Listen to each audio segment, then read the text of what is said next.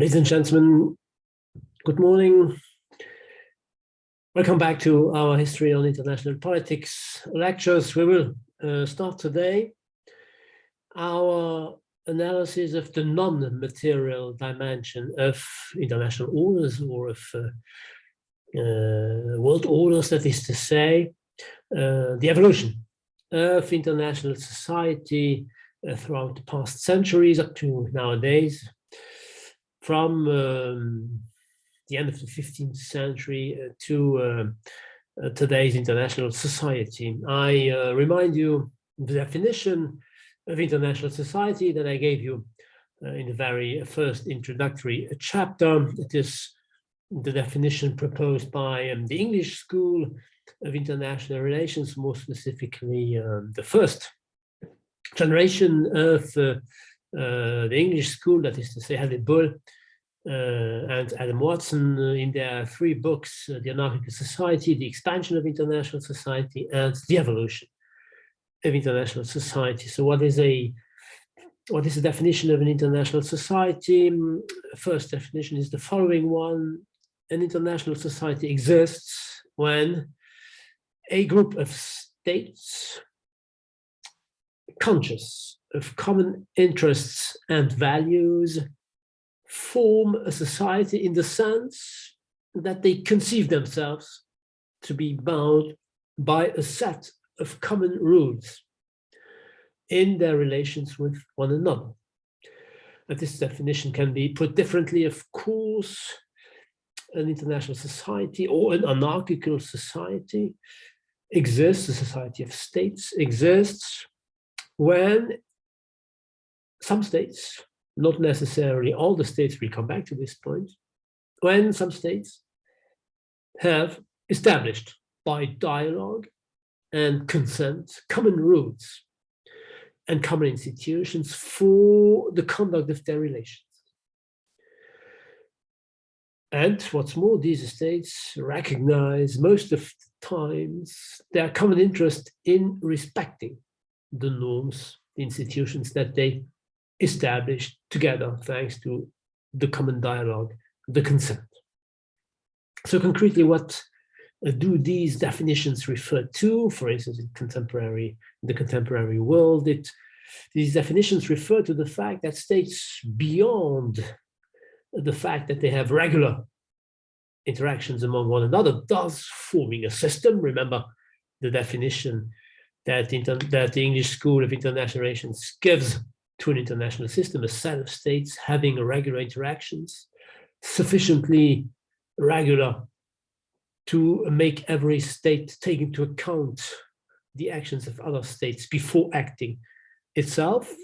So in an international society, states do more than that. They establish common rules, norms, institutions in order to regulate, in order to aim at regulating peacefully their relations. That is to say, their aim is to avoid, to some extent, that the international system remains synonymous with a never-ending state of war, as is the case in Thomas Hobbes's picture of international politics, which means also that the concept of international society is influenced by what the English school calls the rationalist tradition of political thought. The rationalist tradition, we could call it the liberal tradition, or the Grotian or Lockean tradition, because the founding fathers, if we go back to the history of international political thought, the founding fathers were the Dutch lawyer, jurist Hugo Grotius, and the English founding father of contemporary liberal political philosophy, that is to say, John Locke. Such rules, ladies and gentlemen, exist in various domains, of course. Today, in the domain of security, it is the UN Charter, and notably Chapter 7, which sums up these norms. In the domain of environment, of finance, of trade institutions, and norms have been adopted. And since it is impossible, of course, in a lecture to have a look at all these norms and institutions, I will focus on two sets of norms or rules. We could call them foundational rules.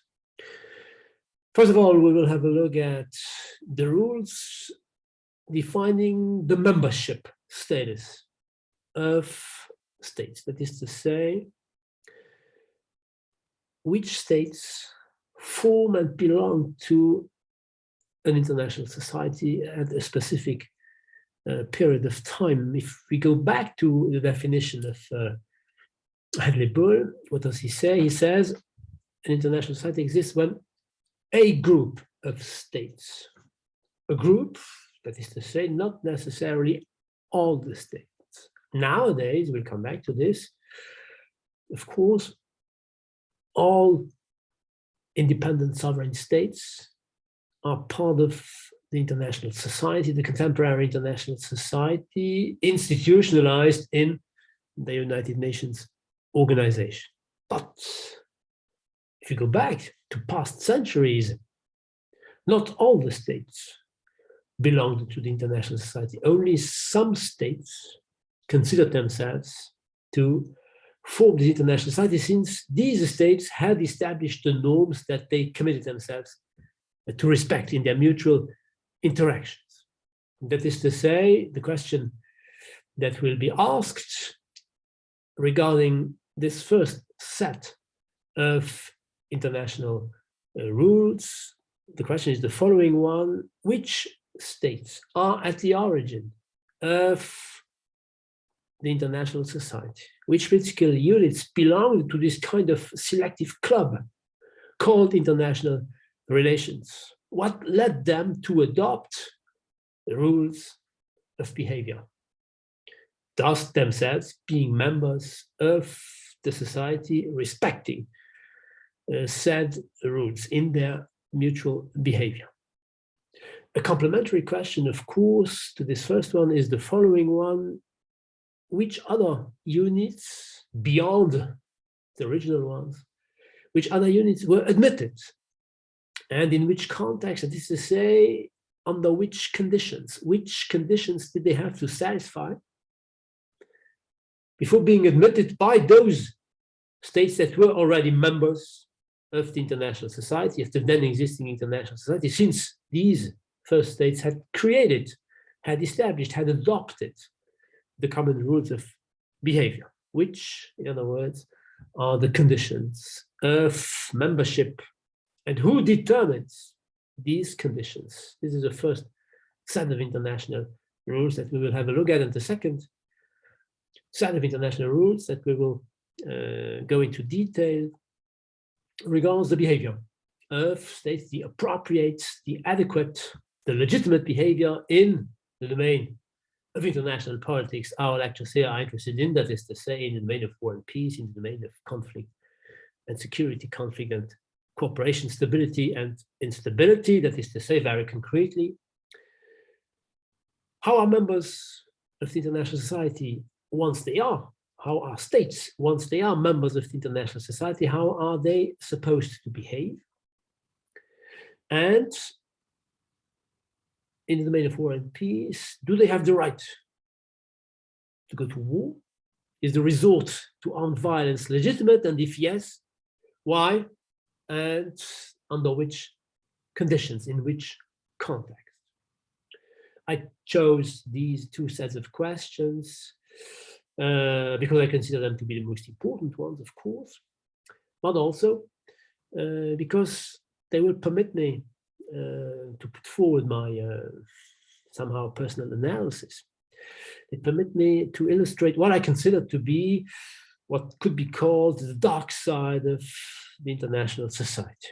And in doing so, I propose an analysis which is a bit more critical, in any case different from the analysis put forward by the founding fathers, the first generation of the English school. So the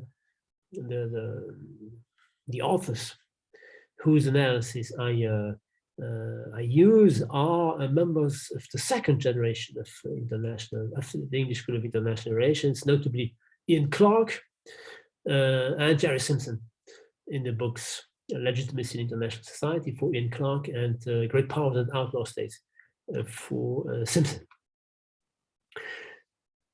The analysis is different, ladies and gentlemen, because of the general conception of international society. According to the first generation, Bull and Watson, international society, according to them, is pluralist, it is horizontal, and it is inclusive. That is to say, concretely, the 3 points, according to Bull, according to Watson, the international society is inclusive instead of exclusive. Why? Because starting in Europe, among the European major powers, this is what we will see today and above all in our chapter 8, though starting in Europe, this international society expanded gradually over the whole planet Earth, which means that it included progressively non-European members. So it's an inclusive international society. It is also, according to Bull and Watson, a horizontal international society. That is to say, all the states which are members of the international societies are benefiting from the status of equally sovereign powers, whatever their size, whatever their wealth, whatever their material power resources. So the system, the society, sorry, is horizontal as opposed to vertical. And all the more so since all these members, whatever their power, do contribute to the definition of the adequate international behavior. And last but not least, this international society, according to Hadley Bull and Adam Watson, is a solidarist, is a pluralist one, sorry, is a pluralist one rather than a solidarist one. Pluralist, that is to say, if we go back to the definition, the first definition of Hadley Bull, an international society exists when states, because of their common interests and common values, do adopt common rules, etc., etc. Because of their common interests and common values. Maybe Bull should have said because of their common interests or their common values, because indeed there is a difference. A pluralist international society is a society formed by states sharing common interests. And the solidarist international society, the solidarist type of international society, according to Hadley Bull, is a group of states who share the same values, and these common values do incite them to adopt rules, common rules of behavior, common institutions. So, according to Bull, the international society, all the more so nowadays, is a pluralist type of international society because the states that form it do not necessarily share the same values, but they have some common interests. I would consider that throughout the past centuries, and once again, since the end of the Cold War, the international society was at least as solidarist as it was pluralist. That is to say, the member states which formed this group of states, which gradually expanded indeed, these states were linked at least as much by common values as by merely a common interest. The solidarist international society is to some extent a thicker kind of international society than the pluralist one. And without anticipating what we will have a look at in the next chapters, I would say that there is only one concrete example of a pluralist international society. It is the international society that prevailed throughout the Cold War, roughly from 1945, when the UN was created, up to the end of the Cold War. Since the Cold War and before 1945, the existing international societies were basically solidarist ones. the values that the then major states shared were more important than their common interests when it came to adopting rules of behavior. So, to put it differently, I consider the international society to be not merely inclusive, but also exclusive. And here I am inspired by Ian Clarke and by Jerry Simpson. The international society throughout the past centuries and nowadays was more often exclusive than exclusive, or at least as much exclusive as inclusive. It was as much vertical as horizontal, and also solidarist rather than merely pluralist. Solidarist because of the values, the point I emphasized 1 or 2 minutes ago.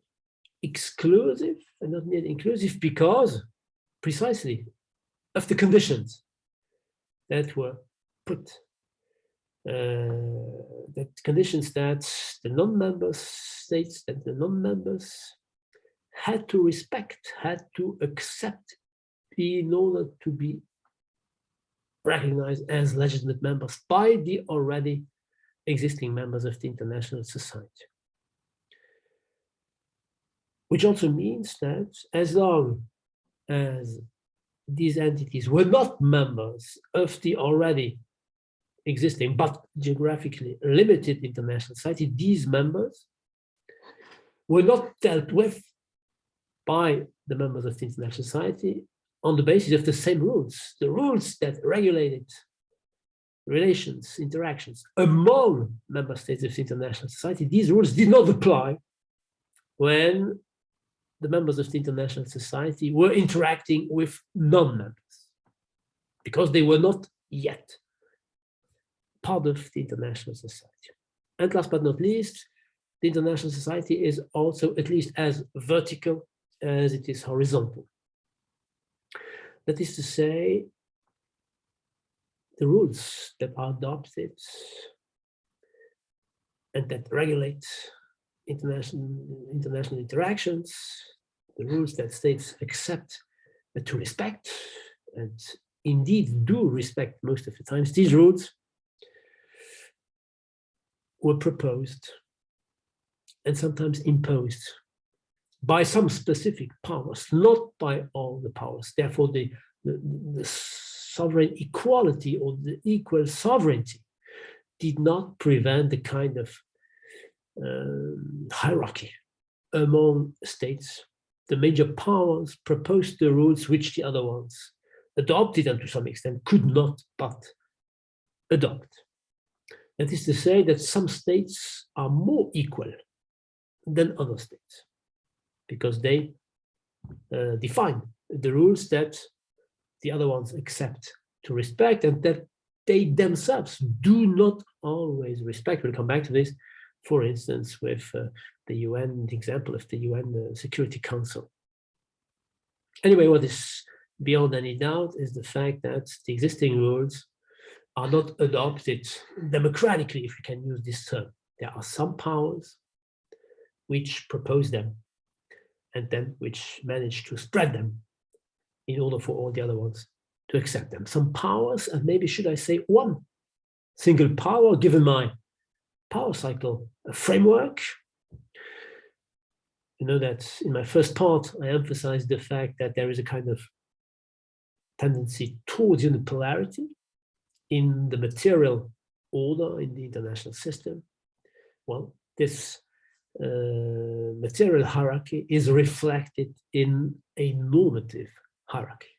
The rules that regulate interactions among nation states are emanating from the prevailing power, either from the aspiring prevailing power or from the really existing hegemonic power, as has been the case after 1815 with first the British and then the Americans. We will today look at the period going from 1492 to 1648, the period of Spanish preeminence, the preeminence of the Habsburg, we saw in our first part that this preeminence was not synonymous with hegemony, because Spain's material preeminence was not that important, not that significant. The gap separating Spain from mainly France, or even to some extent Portugal, was not that important. And what's more, the French and then the Dutch and then the English did not recognize, did not consider Spain's or the Habsburgs' preeminence to be legitimate. So it's a kind of transition period, all the more so since I would say explicit rules, explicitly mentioned in treaties, only will start in 1648 with the Wesphalian Peace Treaty. I consider nevertheless this period to be important, because we will see that the Spaniards, to some extent the Portuguese, their way of behavior will set the framework that will go on prevailing in the future centuries, up to now, even notably in the domain of relations between the then members of international society and those entities that were not considered to be members of said international society. So the Spaniards and the Portuguese, to some extent, ladies and gentlemen, in the decades preceding 1492, considered themselves to be part of the Christian world, of the Christian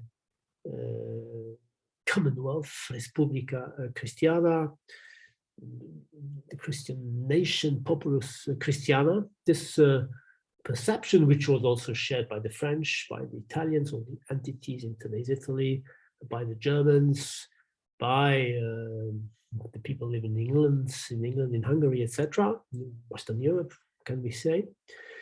This perception goes back to the Middle Ages. The Middle Ages, both the early Middle Ages and the late Middle Ages, when the different European entities, there were no states yet, considered themselves to be a Christian, positively and negatively, that is to say, by distinguishing themselves from non-Christian entities. That is to say, first and foremost, of course, the Muslim entities, which regularly threatened Europe. Remember that the Spanish peninsula was occupied by Muslims up to 1492, precisely. Remember that in the Balkans, the Ottomans were able to threaten Southeast European entities. So the Western European Christians distinguished themselves from the Muslims and also from the Orthodox Church, which prevailed in notably today's Russia and in the Balkans, in the eastern part of Europe, after the so-called Great Schism, or the East-West Schism of the year 1054. Positively, the European Christians, the Western European Christians, considered themselves to form a commonwealth because of the various values that they share, the various links among them. First of all, the Christian religion, of course, Christian faith, which at that time was not divided yet into Protestant and Catholic faiths. This will start in the 16th century. So the Christian Church, of course, institutionalized, the Christian faith institutionalized in the Roman Church, headed by the Pope at the Holy See in Rome. Latin was the lingua franca, that is to say, the common language, the working language, which permitted communication between the then political, ecclesiastical, and intellectual European elites. And there were, even to some extent, some transnational links, transnational solidarity among the two major estates, that is to say, the clergymen and the aristocrats, the noblemen. And this transnational solidarity is illustrated by the dynastic ties which linked together the major aristocratic families whose members were reigning in the different European countries, in the different European princedoms or monarchies, headed by kings and queens that came from different aristocratic families which had close ties beyond what nowadays are nation states. So these European entities formed the Christian Commonwealth, which was separated from notably the Muslim world and the Byzantine Empire, despite various contacts, and these contacts were notably violent ones during the Crusades that the Western European aristocrats launched against notably the Muslim entities in the Near and in the Middle East, as you can see on this map. Most of the time, however, the Western Christian Commonwealth ignored the rest of the world, and vice versa. There were no regular interactions. We saw this in the first part, because the then prevailing entities were self-sufficient entities. They had relations within themselves, but at least no regular relations with outside members for the technological reasons that you can imagine, but also for very concrete reason. When violent contacts took place, said empires came to the conclusion that they were unable to defeat one another. So they ended up implicitly in coexisting without having regular intercourse. There was no international system, or should I say there was no inter-imperial system, because there were no regular interactions among empires. These empires were separated from one another. And therefore, since there was no international or inter-imperial system, there could be no international or inter-imperial society. Things change, ladies and gentlemen, gradually.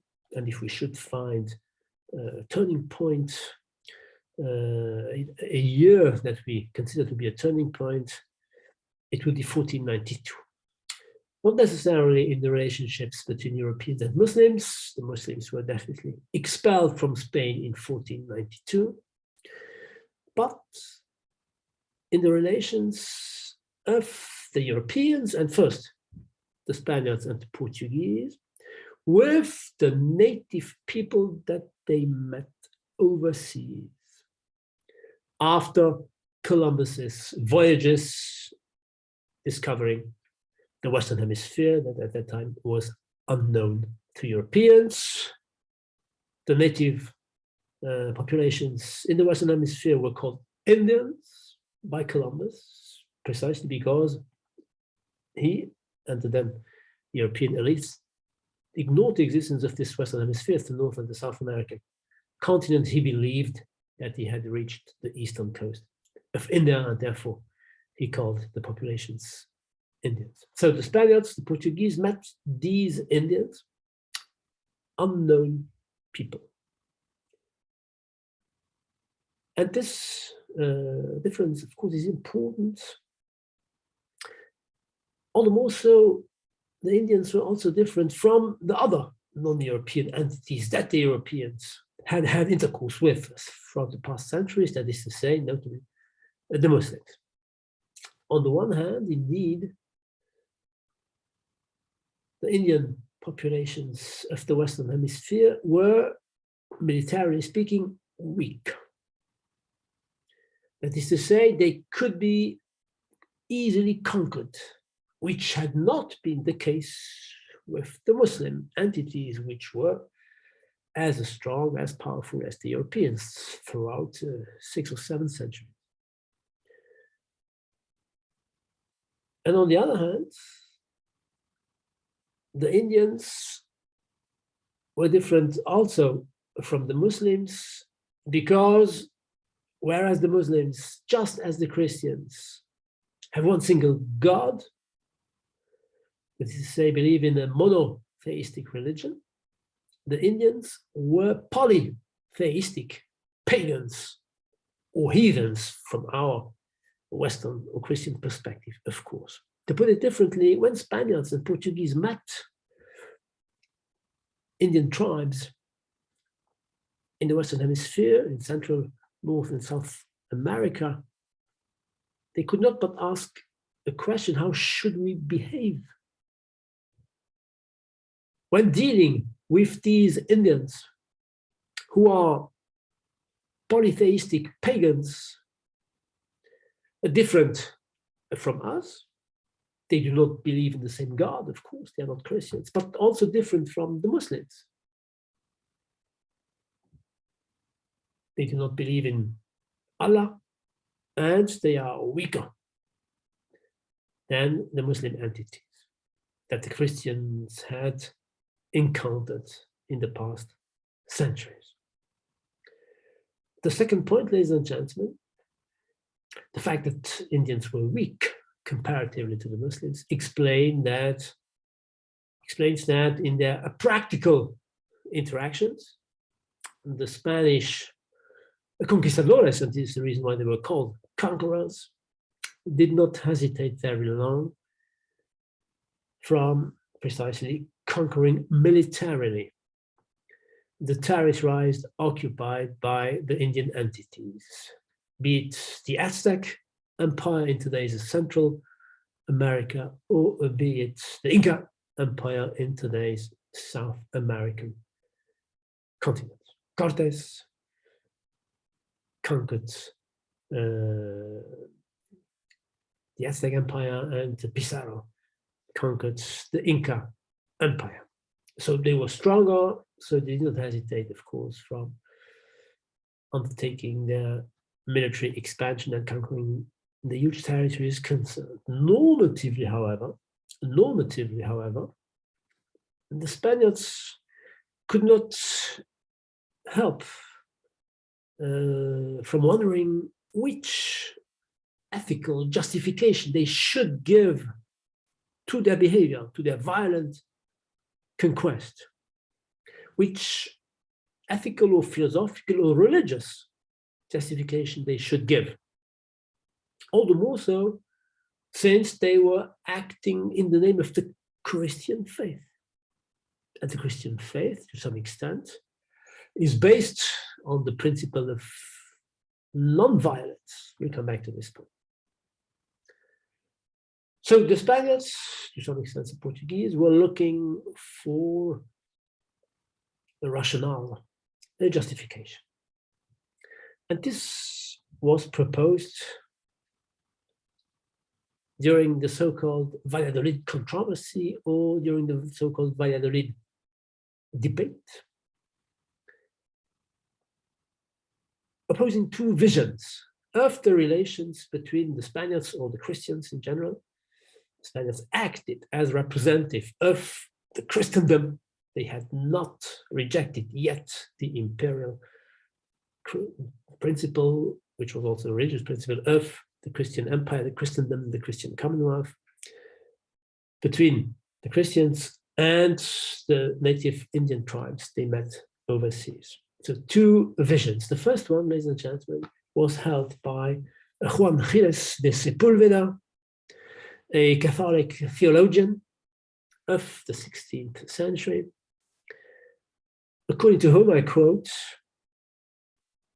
"With perfect right," this is what he said during this debate, "in Valladolid, a town in Castile, center of Spain, northwest of Madrid, with perfect right, the Spaniards rule over these barbarians of the New World.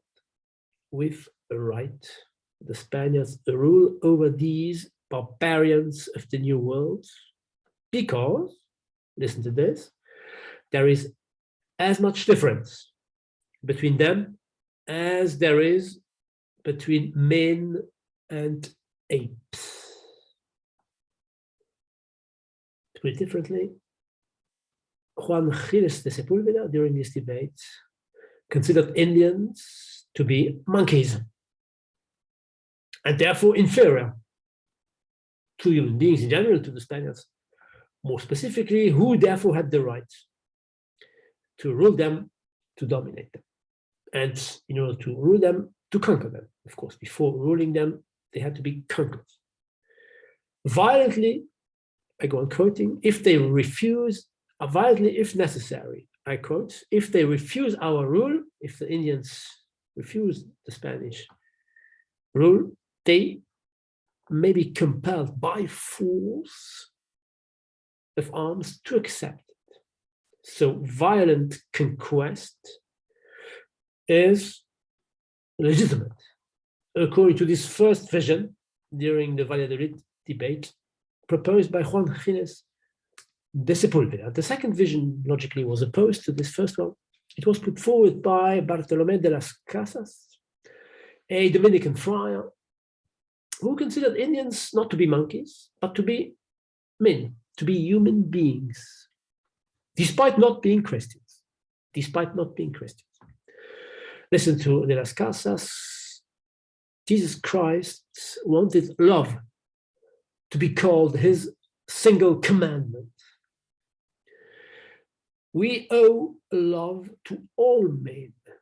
Nobody is expected. Nobody is expected. Indians are men, though they are not Christians. Therefore, they should be respected, just as all other men. So he was opposed to the violent conquest, to the violent military conquest. He just asked, he was favorable to a conversion, to a religious conversion of the Indians by the Bible rather than by the government. And he actually criticized the behavior of the Spaniards, which prevailed whatever the debate, the theological or metaphysical or ethical debate that took place in Valladolid. Listen to de las Casas, who was critical towards the behavior of Spaniards. Never have the Indians, I quote, in all the Indies committed any act against Spanish Christians. Never did they behave aggressively. Until those Christians have first and many times committed countless cruel aggressions against them. In other words, the Indian tribes, according to Bartolomé de las Casas, defensively resorted to violence, to defend themselves against the aggressive behavior of the Spaniards, who, despite being Christians, actually behaved very aggressively. So whatever the debate, the behavior was aggressive.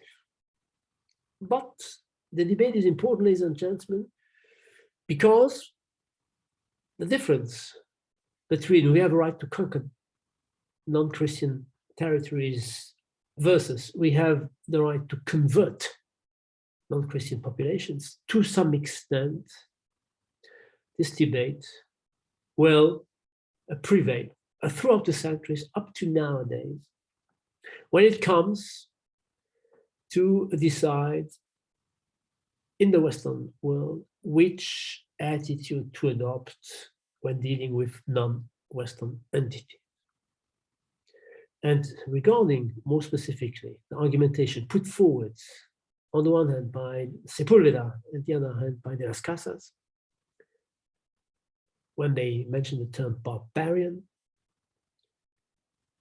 in order to understand this use of the term barbarian, the difference between the two, we have to go back, ladies and gentlemen, to the origin of the notion of barbarian, to the origins and to the evolution of its meaning, because it was changed, revisited throughout past centuries before being rediscovered from the Spaniards and the Portuguese onwards, who needed these categories to justify their behavior overseas.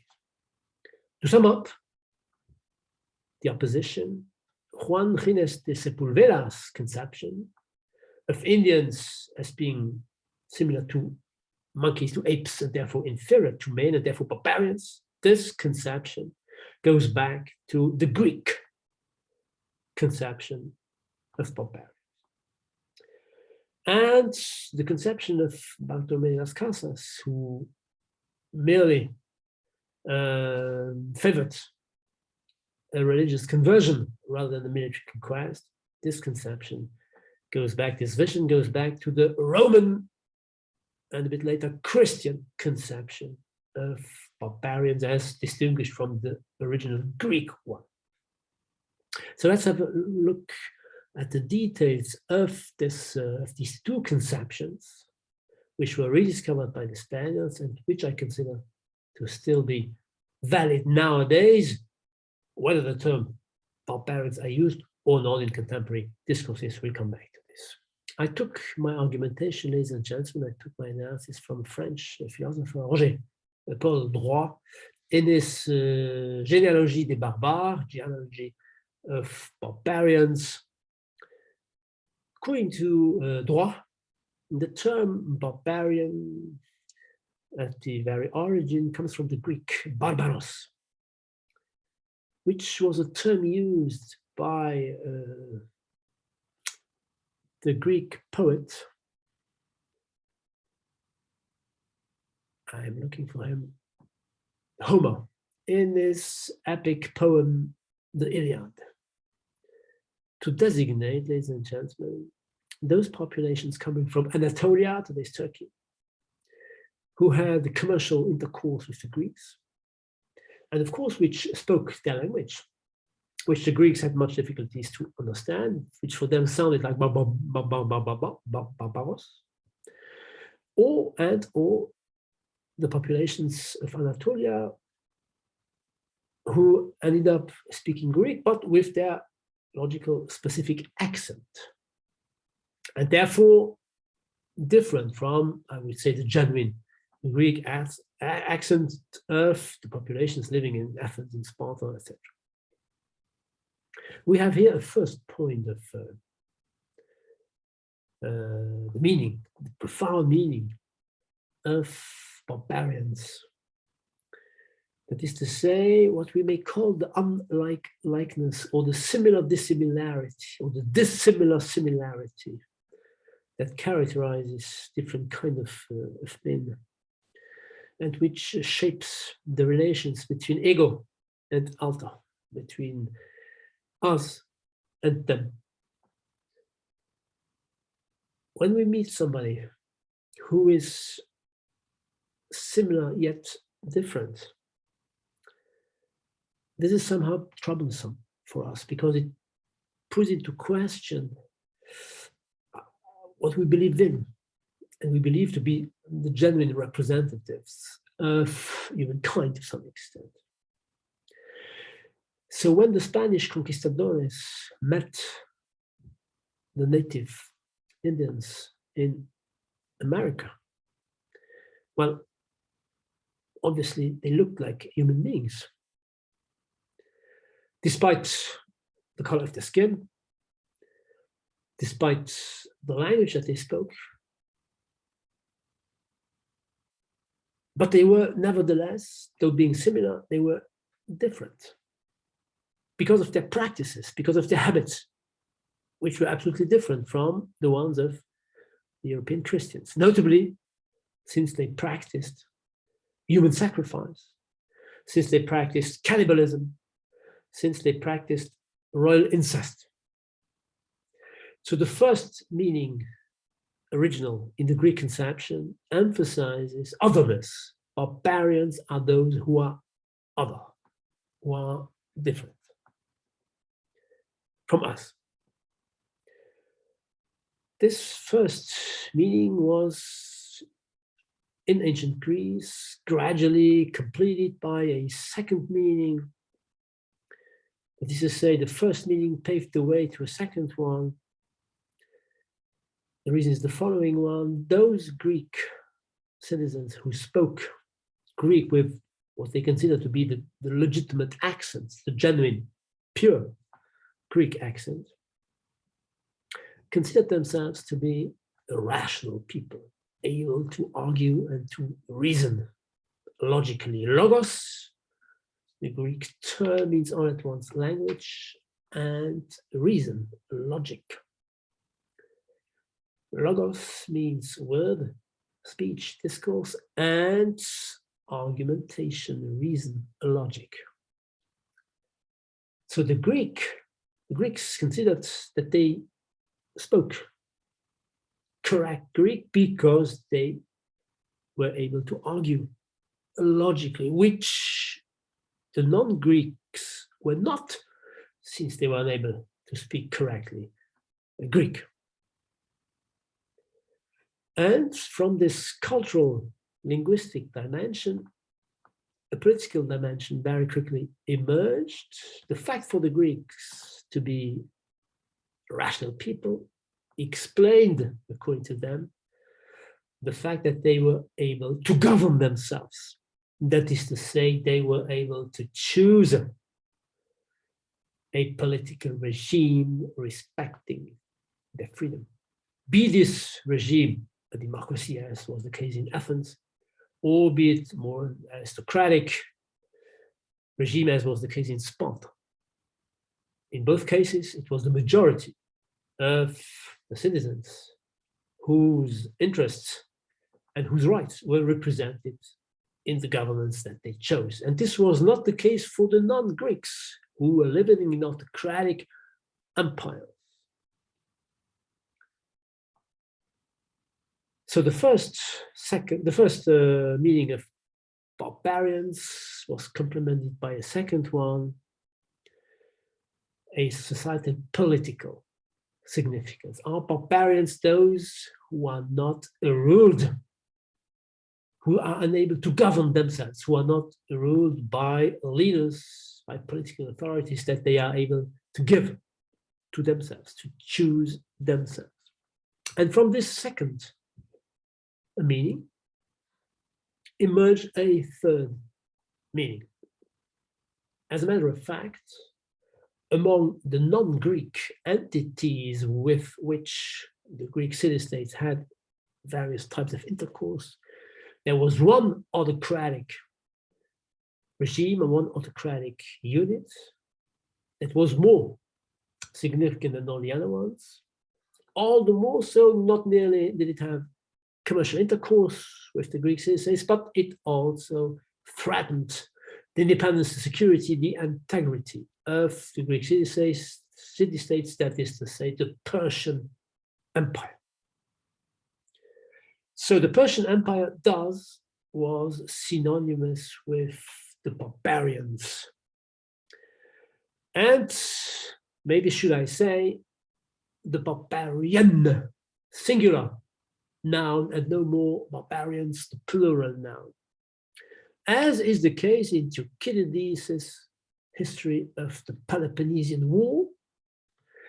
Listen to Thucydides when he, in the first pages, sums up the context which prevails among Greek city-states before the Peloponnesian War broke out, that is to say, when the Greek city-states were threatened by the Persian Empire. Listen to this: 10 years after the Battle of Marathon, which was won by the Greeks, 10 years after the Battle of Marathon, the barbarian returned to enslave Greece. The barbarian. In other words, the barbarian, the Persian barbarian, represented an entity perceived to be threatening because it was politically different, an autocracy. And it was politically different because it was ontologically different. Since the people living in this autocracy were unable of logical, of clear, of coherent reasoning, argumentation. Gradually then, the meaning of barbarians concerns international relations, if we can use this term. There were no nation states yet.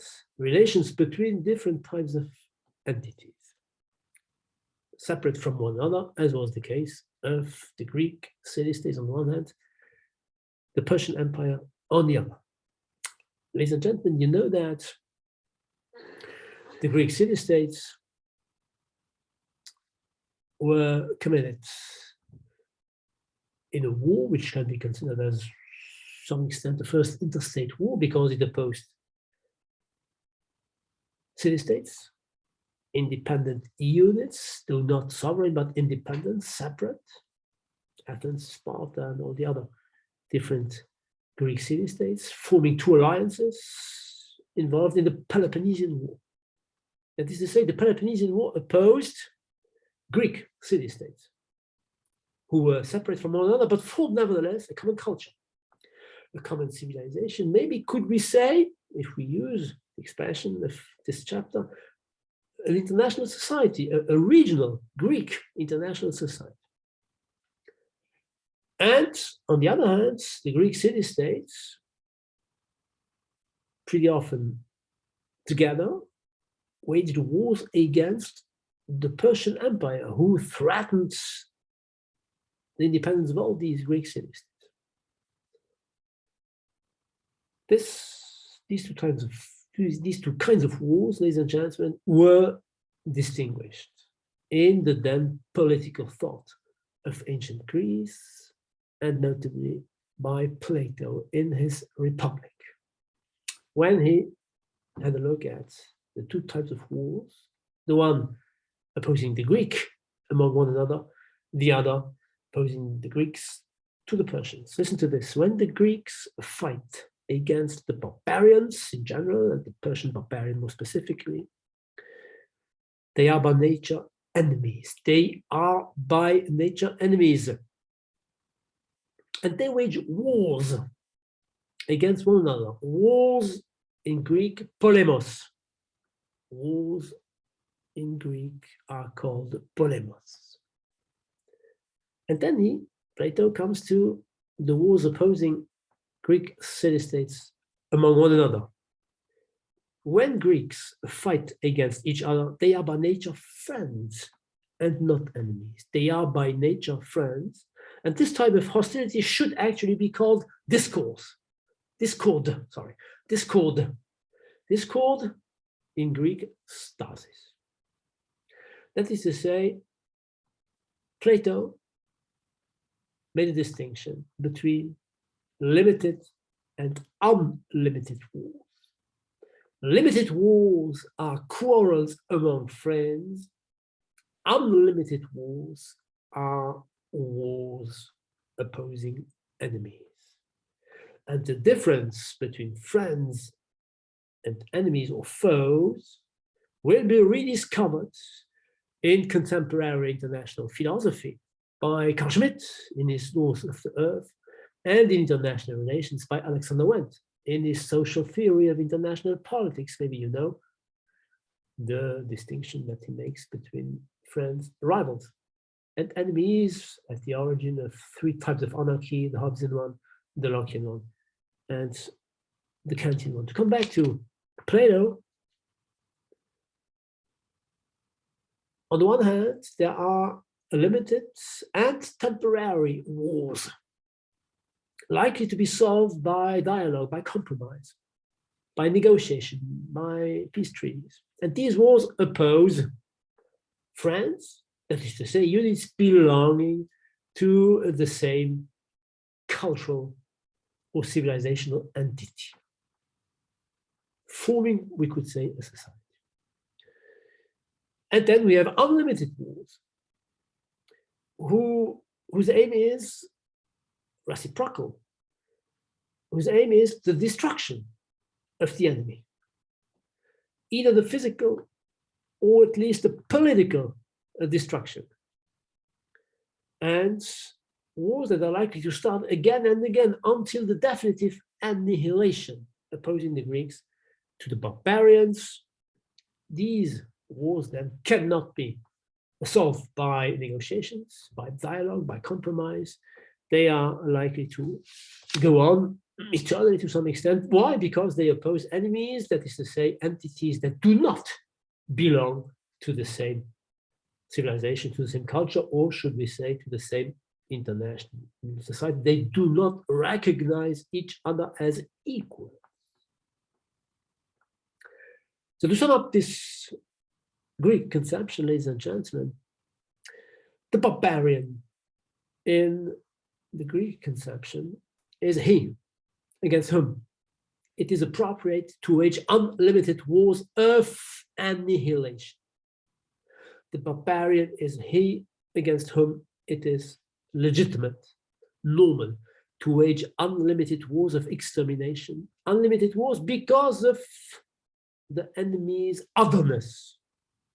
This otherness is in itself, as such, by essence, a threat to our own existence. And this conception was summed up by the last major Greek philosopher, Aristotle, in his Politics. This is what he said: some humans are by nature, so it is an ontological specificity. Some humans are by nature of inborn rudeness and of inhuman customs. Inborn rudeness and inhuman customs. Therefore, those who exceed them in prudence and talent are their natural lords. There are natural lords and natural slaves. There are natural superior beings and natural inferior beings, and the superior beings have the right to dominate, to rule the inferior one. To put it differently, are barbarians those who, because of their inherent inferiority, are bound to be ruled politically, economically, ideologically, ruled by those who are superior to them. Therefore, in ancient Greece, slaves were barbarians, but also women and non-Greeks. They were considered to be ontologically inferior to Greek free male citizens. This conception, ladies and gentlemen, was put into practice by the most famous students of Aristotle's Lyceum. You know that the Academy was the philosophical school created by Plato. The Lyceum was the philosophical school created by Aristotle. His most famous pupil or student was Alexander, who became Alexander the Great. Alexander, the son of Philip of Macedon. Philip of Macedon was he who profited from the war of the Peloponnesian War, which was won by Sparta, lost by Athens, but both were, by definition, exhausted after the some 20 to 30 years long-lasting Peloponnesian War. Macedonia profited from this exhaustion to gradually dominate all the Greek city-states. Philip of Macedon and his son Alexander the Great managed to conquer Persia and beyond Persia, a part of today's Indian subcontinent. So, in the name of the Greeks, though the Macedonians are not Greeks strictly speaking, anyway, they consider themselves to be superior, so he conquered militarily the barbarians from Anatolia to Persia to today's West India. You know that Alexander the Great died very young, at the age of 32, so he could not maintain his empire on the long run, and this is the reason why the Romans gradually became, a bit later, the new imperial entity of ancient times Europe. And they took over, to some extent, from the Greeks, the dream, the objective of civilized peoples. They consider themselves to be civilized, of course, ruling barbarian units. That is to say, and I come to the second conception, the Romans added their own touch to the already existing Greek conception of barbarians. And they added it all the more so since they themselves turned Christians, I would say, at the end of or the beginning of the 4th century, the end of the 3rd century after Jesus Christ, beginning of the 4th century, under the Emperor Constantine the Great. So according to Romans, there is a difference to be made between Rome, the Roman Empire, which constitutes the humanitas, which can be translated as humankind, humanity, and the non-Romans, the non-Roman barbarians living beyond the different walls that separated the Roman Empire from the outside world, the limes, the Hadrian Wall, etc. And these territories beyond the Roman walls, and therefore not being part of the humanitas, were called the humanitas or feritas, feritas meaning savagery, cruelty.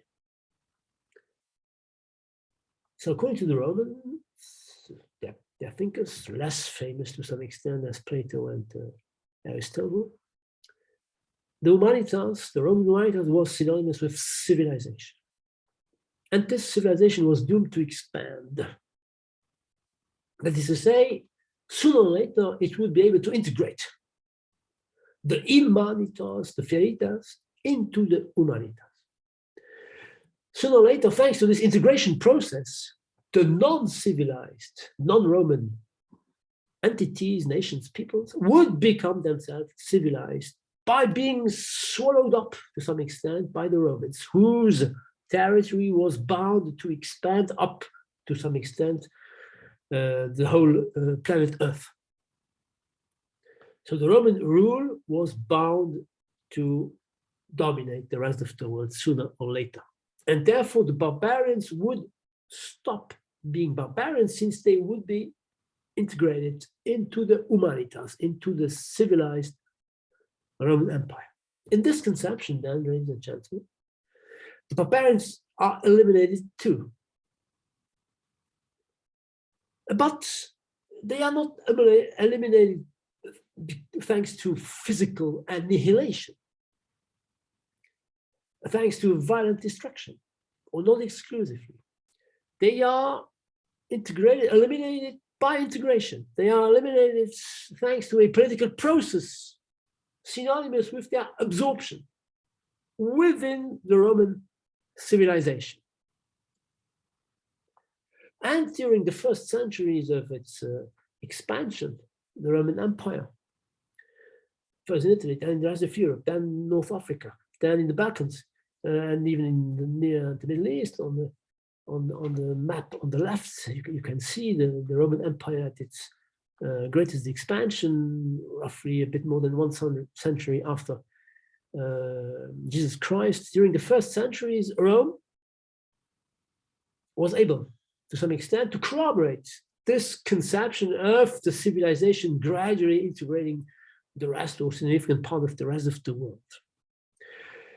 Very concretely, for instance, Emperor Caracalla in the 3rd century granted Roman citizenship to all free men of the empire, be they of Italian origin or not, also for fiscal reasons, of course. And the emperors of Rome gradually were no longer necessarily members of Italian aristocratic, or should I say patrician families. They came from the different parts of the empire. So during 2 or 3 centuries, the Roman conception was put into practice. The Roman Empire, ladies and gentlemen, ended up adopting itself the Christian faith under Emperor Constantine the Great and onwards. This Christian faith had its own conception of mankind, its own conception, therefore, of humanitas, characterized by the absence, and this is important, by the absence of whatever ontological distinction among men. In the gospel, all men are equal. They are brothers in Jesus Christ. According to, for instance, St. Paul in his letter to the Romans, listen to this part of the New Testament: in Jesus Christ, there are neither Jews nor Greeks, neither bond nor free men. All are equal to one another because they are brothers of Christ. And the Christian faith also had its own values, its own tastes, its own practices, its own manners. That is to say, the rules how men should behave in their mutual intercourse. And these values were synonymous with pity, with charity, with solidarity, with humbleness, not force, domination, pride, power. Remember the Sermon on the Mount, rejecting any kind of violence. In the Gospel of St. Matthew, to this, it has been said, an eye for an eye, a tooth for a tooth. This is the law of retaliation, and the law of retaliation will be replaced by the law of love. So when somebody says an eye for an eye, a tooth for a tooth, the Christians say, I do say to you, do not resist evil. The principle of non-violence. Whoever shall strike you on your right cheek, turn to him the other cheek also. Non-violent behavior characterizes at least the first Christians. The Romans and the Christians had then their own conception. The problem with this conception, however, was that it was rejected, well, by the barbarians, and it was rejected, of course, but it was refuted by the behavior of the barbarians who started invading the Roman Empire, which had turned Christian from the midst of the 4th century onwards. The different non-Roman, non-civilized entities belonging to the Imanitas, to the Feritas, not merely were able to resist the expansion of the Roman Empire, they were actually able to counterattack and to put an end to Rome's preeminence. The Germanic tribes, driven westwards by the Huns, were at the origin of the so-called Great Invasion, barbarian invasion. This reality and the violence to which the barbarians resorted, of course, refuted the original Roman and the more recent Christian conception of relationships between us and them, between civilized and non-civilized entities. If the so-called barbarians were able to defeat the Roman civilization, then they could no longer be considered to be inferior, by definition, to some extent, since they were militarily superior. If these barbarians refused to be part of Rome, refused to be swallowed up, integrated into Roman Empire, this Roman Empire could no longer be considered as being, as such, the cradle of civilization. And if barbarian entities were able to overrun the Roman Empire by resorting to killing, to burning, to looting, then they did not behave like brothers in Jesus Christ, those who were supposed not to respond to the violence of which they themselves were a target. To put it differently, the Empire, the invasions, the barbarian invasions of the Roman Empire created a kind of psychological discomfort, a cognitive dissonance in the mind of the then Roman, or actually Christian, elites, because it refuted what they had believed in during 2 or 3, 4 centuries. So the Romans and the Christians invented new concepts, which had not existed in ancient Greece, and therefore which had not existed in the first original Greek conception of barbarians. 2 new nouns were invented, barbarism and barbarity. And two new adjectives were created, barbarous and barbaric. So barbarism or barbarity designed the practice of those who behaved with cruelty, with savagery, with violence, with atrocity, without any mercy, without any pity. Barbarism, barbarity designated barbarous or barbaric practices or habits. And thanks to these new concepts or terms, the Christian or the Romans re-established a kind of psychological comfort, a kind of cognitive consonance between their faith.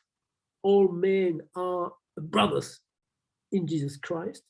And what they saw, what they were witnessing, some men do behave violently, that is to say, though they are not barbarians because they are brothers in Jesus Christ, they adopt barbaric or barbarous habits, practices, behavior.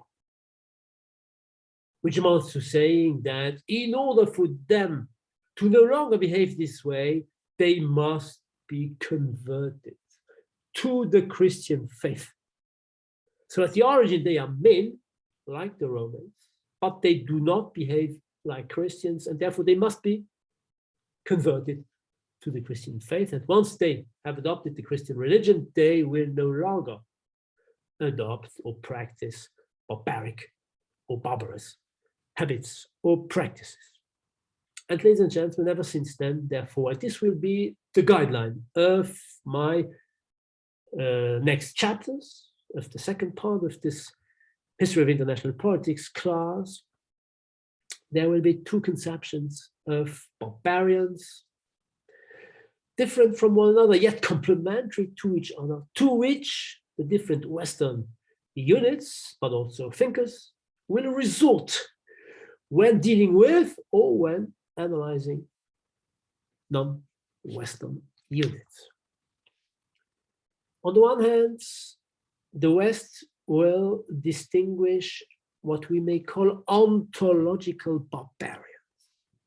Ontological barbarians are those men, those entities, those actors, those units considered to be barbarians as such, by nature, by essence, because of their mere otherness, because of their mere difference, whatever they might do concretely, they are ontologically considered to be barbarians. And on the other hand, the West will distinguish behavioral barbarians. That is to say, main entities, units, actors, states who do not act according to the values, the norms of behavior, which the West considers to be adequate behavior. These ontological barbarians these behavioral barbarians are not ontological barbarians, but they nevertheless behave in a way which distinguishes them from the civilized West. So let's come back to our historical dimension, to the period we're interested in, 1492-1648, the Spaniards and the Portuguese, sailing overseas, discovering new territories, encountering new populations, the native Indians. When encountering them, they rediscover the meaning, the two past conceptions of barbarians. Throughout, roughly, the millennium separating the definitive fall of the Western Roman Empire from the discovery of America, during these 1,000 years or so, the term barbarian was not used, was no more relevant, for the very simple reason that Middle Ages Europe was inferior to the Muslim, to the Islamic civilization. So it could not consider the Muslims to be barbarians, since these were culturally, technologically superior to the Europeans. But once they met non-European Indian tribes in the Western Hemisphere, they rediscovered these Roman and Greek conceptions. And if then we look at the Valladolid controversy, Sepulveda, by claiming that Indians are to Spaniards what apes are to men, adopted, rediscovered, and shared the Greek conception of some men being naturally inferior to other men, Indians being naturally barbarians, and therefore inferior to Spaniards who had the right to rule them after having conquered them violently. And Bartolomé de las Casas was adherent of the more recent Roman or Christian conception. Indians met in South Latin, Central America, were men, but because of their royal incest, because of cannibalism, because of their practices, human sacrifice, they had barbaric or barbarous habits, and therefore they had to be converted to the Christian faith in order for, thanks to this Christian faith, for them to abandon their barbaric or barbarous activity. So they had to be converted in order to no longer behave like barbarians, since to some extent, thanks to Christian faith, they became equal men to the other Christians, in this case, the Spaniards or the Portuguese. That said, even Bartolomé de las Casas, though opposed to violent conquest, ended up, by referring to the Christian theology, ended up in justifying the conquest. He, or maybe should I say, de Vitoria, Francisco de Vitoria, one of the Spanish founding fathers of international law, who inspired also Grotius's books of Rights of War and Peace, the Law of War and Peace, as is today's title.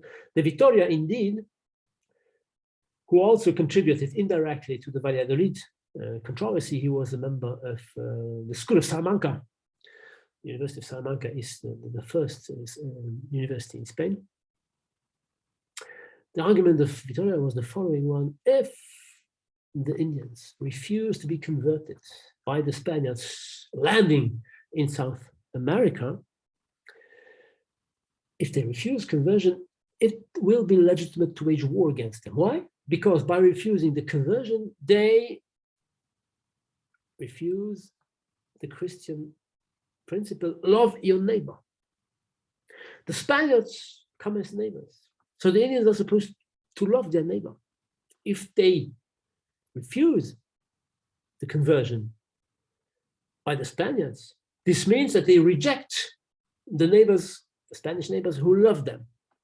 In doing so, they act contrarily to the gospel, to the Christian values, and therefore, in this case, they must be converted, if necessary, violently. This is the reason then why, despite the Valladolid controversy, in the practice, Cortes on the one hand and Pizarro on the other ended up all at once militarily conquering and religiously converting the Indian populations that they encountered in the Western Hemisphere. The political military conquest on the one hand, the religious conversion of these populations on the other hand, conversion to the Christian faith, was synonymous with annihilation, with extermination, either physical or political, of the indigenous native communities or entities. Political elimination, at least, for the least, and physical extermination, if necessary, that is to say, if the Indian tribes refused to be converted. To put it differently, ladies and gentlemen, and to put it bluntly, should I say, when European powers encountered non-European units overseas, and this will be true for the British and the French in North America, and then in Africa, and then in South Asia, and in Australia, etc. That is to say, during the next century, when European powers encountered non-European entities, which were weaker than themselves, of course, they waged unlimited wars of annihilation against them. Polemos, to use Plato's expression. They denied to these units the right to exist. They destroyed them. Since stasis, a limited war quarrel, was not possible because of the radical otherness of these units, because of the ontological difference of these barbarians or savages or non-civilized. The terms evolved, and you see immediately, I think so, the link with today's world. Our others, the Westerners' others nowadays, are the autocratic, non-democratic, illiberal regimes, the rogue states, and also, of course, the terrorist networks. The terrorist networks are ontological barbarians. The rogue states are behavioral barbarians. They are part of the international society. We'll come back to this, of course. They are members of the UN, but they do not behave adequately in accordance with those rules established by those powers, the British first and the US nowadays, that establish international law.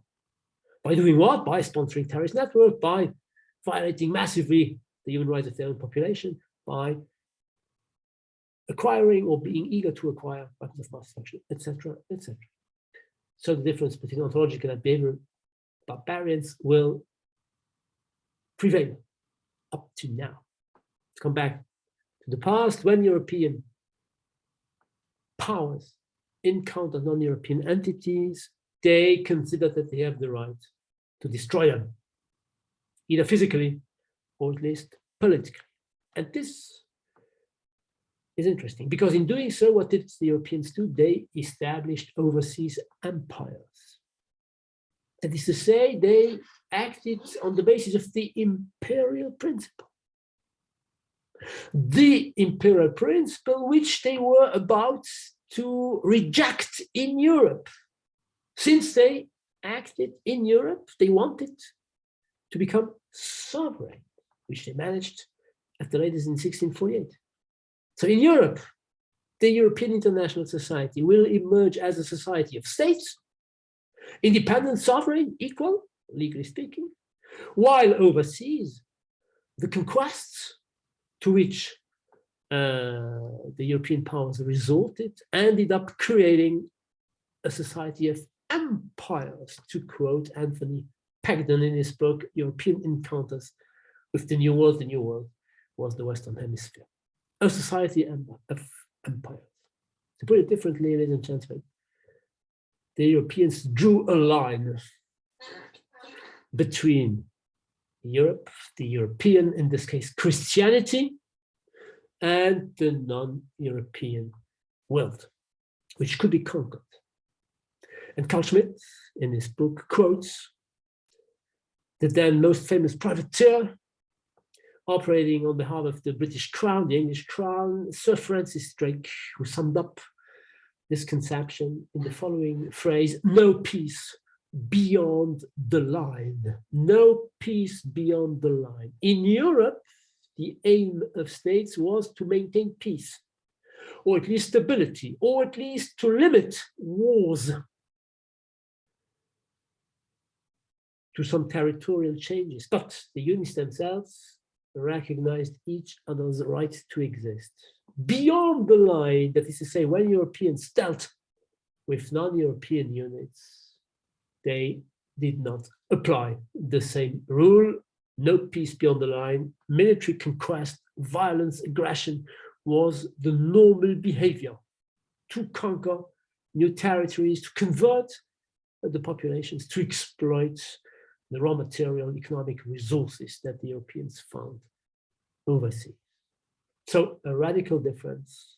This is then the exclusive and also the vertical and also the solidarist dimension of the international society, which will definitely emerge in Europe in 1648 with the Treaty of Westphalia, members of the non-European states will be both Protestant and Catholic entities, so Christian values as distinguished from non-Christian ones. And regarding the behavior, gradually the just law doctrine was invented, was conceived by various philosophers and legal thinkers.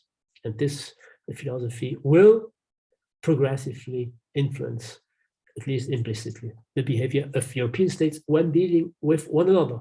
No peace, however.